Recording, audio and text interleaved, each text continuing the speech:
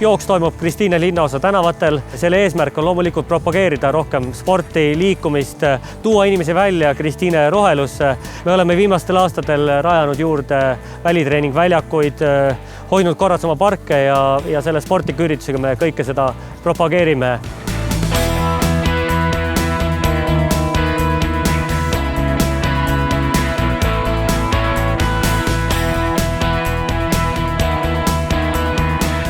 Kui sa lähed tegelikult ka metsa alla, siis sa näed, et väga palju inimesi, kes kõnnivad, kes rulluisutavad, kes jooksevad, kes sõidavad ratastega. Ja ma arvan ka tänu sellele, et meil on tehtud väga palju korda neid metsateid ja jooksuradasid. Tänu sellele on ka meil rohkem neid jookseid.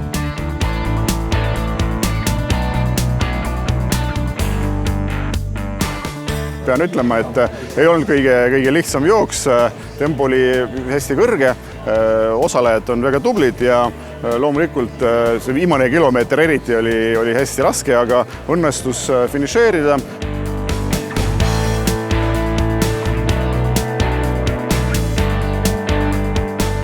Первый раз участвовал и довольно-таки успешно. Трасса довольно-таки сложная, потому что приходится бежать по асфальту, по траве и также между людей.